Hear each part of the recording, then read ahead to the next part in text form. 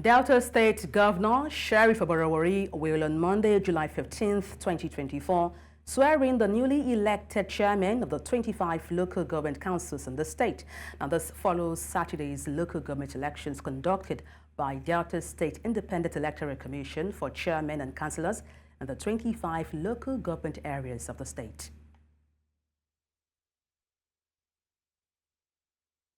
And we have our correspondent, Austin Azu, standing by for more on this. Austin, good afternoon. Glad to have you join me on the news. Now, we understand swearing-in ceremony is, being held in Delta State. What has it been like so far in terms of the highlights of this event?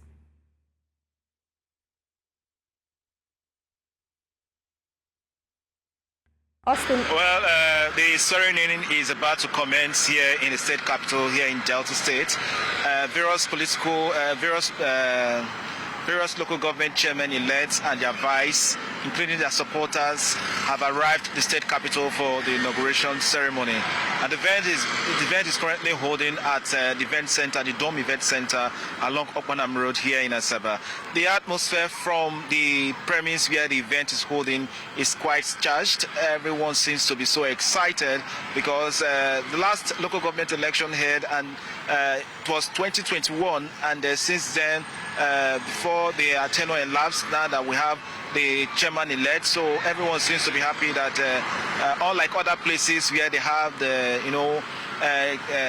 technical committees, but this time around they have duly elected local government chairmen who will be manning the various local government areas to ensure that they are able to deliver the dividends of democracy to the people at the grassroots level.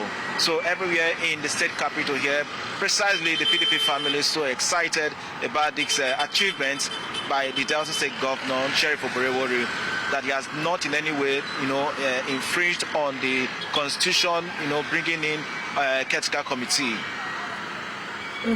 It would be remiss not to talk about the ruling of the Supreme Court on local government, having financial autonomy.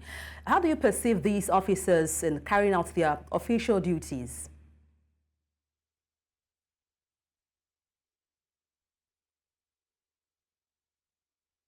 Well, some of the local government chairmen-elect, we interviewed some of them yesterday, particularly the one from Okpe local government area, specifically said something that the money accruable to the local government to be made judiciously for the project and the purpose at which it was given to. Likewise, other persons we spoke to, so they all collaborated that, of course, now that the money will be coming directly from the federation accounts, that going into their, the local government account directly, it means that to whom much is given, much is expected, that they will be able to do something judiciously to improve on the standard of living of people living at the grassroots level.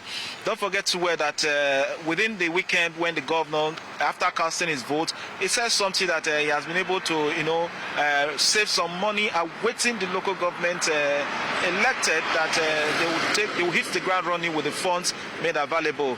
Despite the fact that they will have some HPM that be manning the local government areas for the past 3 months, that they still have their cash intact for them to hit the ground running. So from the body language of the governor, one can actually deduce and conclude that there will be no rancor in terms of the funds of the local government, since the money will be coming directly straight to the local government account instead of the joint account by the state government and the local government. Rancor, Austin, just to build up on what you talked about in terms of revenue allocation, like you rightly mentioned, before now we had what they call the JAC, and that's the Joint Account Allocation Committee, where both funds for the state and local government are paid together. Now, with the Supreme Court ruling, the federal government, like you rightly referenced, will be paying directly to the local government. When it comes to allegiance, do you foresee any strain in relationship between the state government and, of course, the local government chairman?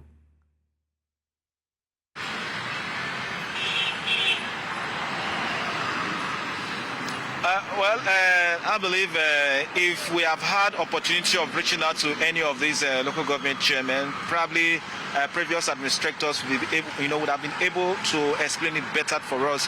But from a layman's perspective, I don't think there will be any friction between the governor and the local government chairman, because one, the governor will not have access to the account of the local government anymore, and there will be no meeting that the local government chairman and the governor will be sitting down to be allocating each of the funds. This should go here, this should not go there. But however, don't forget too that it's still going to be a political romance between the governor and the local government chairman elect, not fully whether they are from the same political parties. So there are still going to be a lot of issue of political romance that is going to be that will still ensued between the local government chairman and the governor. But however, some persons have equally suggested that it would have been more better for Supreme Courts to at least extend the judgments to, giving the local government another autonomy of conducting their own elections without the involvement of the governors themselves. Because in terms of conducting the local government elections and the umpire that will conduct the local government strictly appointed by the governor in one way or the other, it will influence whoever that is going to emerge as a councillor or as the local government chairman. So if we have had a place where independent body that is quite different from that of the local government, that quite different from the one that will be appointed by the governor, it means that you are going to have more credible elections, that people will likely going to contest clearly for it, unlike one political party sweeping all the edges.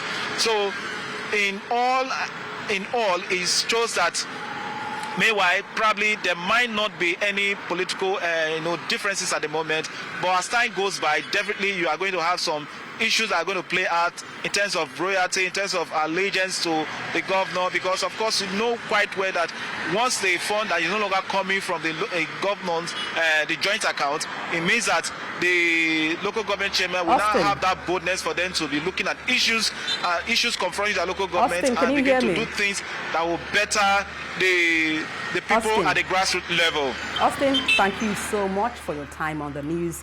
Austin Azu, who is live in Delta State. Thank you once again.